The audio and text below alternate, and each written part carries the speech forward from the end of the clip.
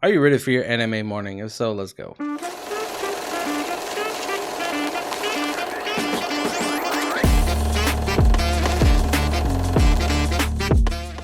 Hello, beautiful humans. Welcome back to Cuff. I hope you're having a good day in the middle of this week. Let me tell you something about Shaman King episodes 35 through 39. It does get a little weird sometimes in the middle of this anime, but at the same time, they show a lot of really cool stuff. Pretty much like with Joko coming back and him having these new abilities and understanding death and life and things like that, he definitely did get a little bit more wiser. He got a lot faster.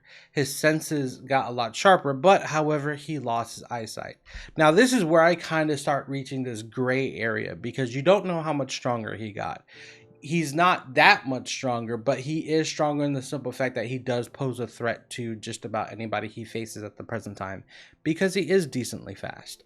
On top of that, where it reaches an even more gray area for me is that he chose not to come back with sight, which also tells me that people who die and then come back in this show have the ability to take away either their hearing or their speech or their eyesight or mobility for that instance, or maybe even their taste if they want. I did not know that was like a choice or an option to come back. To show that these shamans have that much power to choose what they come back with is actually kind of scary, and to purposely impair him because of someone else who technically, yes, he's the one who started the chain, so I guess in a way this is like his sacrificial punishment for the future, and I just necessarily didn't get it, but I guess in a way I kind of do understand it.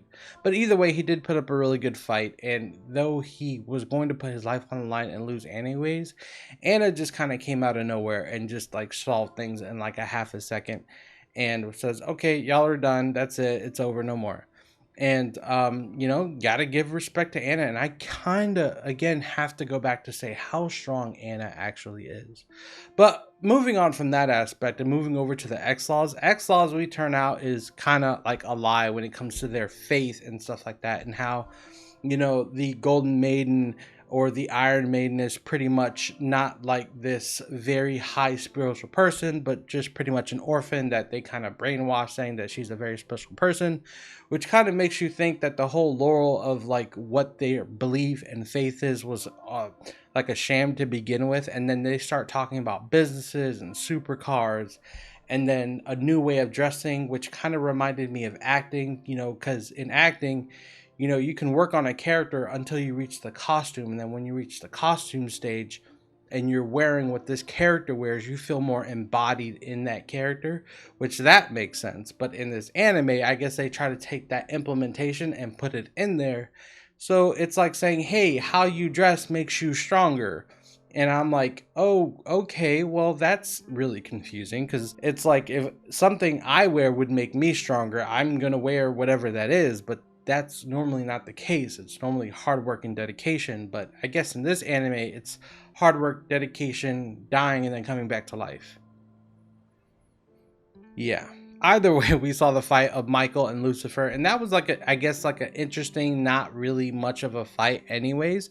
Only for the simple fact is that, they were like pretty much, father son in a way, or good brothers, and that are just having like a really huge argument, but they're adding the religious aspect of Michael versus Lucifer going against each other, pretty much from the Bible. And I was like, oh, okay, cool. And then literally Michael just gets struck down even when he's supposed to be stronger, which I think they had a hard time showing because no one really reacted to that anyways. The only thing that Lyserg and Yo wanted to do was to stop them from fighting, and they came up with a very interesting plan, more so Yo, which is what I respect, and he's not letting his laziness catch up to him anymore, other than he did show up pretty much throughout these last few episodes, but it is what it is, and it ended up being a pretty decent fight. Now, after that fight happened and we moved on, everybody's like pals again with Xlaws, Lucifer with Hao's team. There are no real lines drawn except for at the tournament now. And I guess no one's really taking any more lives. And now everyone's sitting down at this table, and Yo comes out and says the secret of what they're going to do to Hao, let him win the tournament. And when he enters in this veil where he has to technically die, where he's at his weakest, that's when they're going to attack his body and soul because he can't really fight back. Which makes me think of another thing is, doesn't his own spirit partner have like the ability to like defend him as well? Like it doesn't need to be told. Technically it is a demon, so therefore can't it just fight on its own, or does it need to be controlled 100%? Which, if that's the case, then what happened as a baby? I'm pretty sure it did some kind of fighting on its own to help defend Hao while he was just a child as well, though Hao technically had the intelligence of an adult as a baby. So pretty much this shaman fight is not really much of a big thing, because the bigger fight is going to be when we see the Patch and, you know, Hao's men versus Yo and whatever team is surviving in that aspect. So I can't really wait till we get to that section to see who actually becomes the Shaman King, because I guess you can replace the supposed winner of the tournament, who is supposed to be the deciding factor of the Shaman King, and then at the same time, you know, replace the Shaman King within that aspect, kind of like a coup for the most part.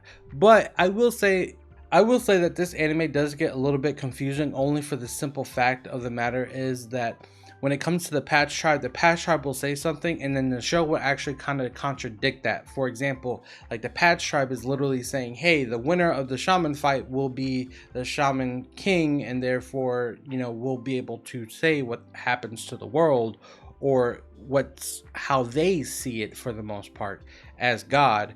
But either way, on the other side of the aspect, you're looking at the rest of the show where they just kind of contradict it, and Yo's saying, oh, well, when he goes in there, we'll just kill him then, and then we'll replace him with the new king that we choose. So really, the Shaman fight is not really that important. The whole goal of the Patch Tribe in this aspect is just to not interfere during the whole entire tournament, but to interfere in the process of defending the new Shaman King.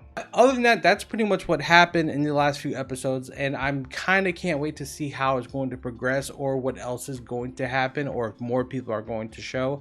I hope not. I just kind of want to get over this Kami class, because I guess they're like super strong, but in a way it doesn't matter how strong the Kami class is, because if you have belief and the right garments, and then the correct oversouls or double oversouls now that you can do, you can defeat a Kami class, which I was like, sure. So in the end, I guess they're not a big threat. They just have a lot of interesting tricks up their sleeves. So I can't wait to see how these fights go. Either way, let me know down in the comments what you think about this episode. Don't forget to subscribe, hit that like button, and don't forget to click the bell notification every time I post. You won't miss not one thing. And above all else, don't forget to kick up and not down. I'll see you the next time I post. Peace.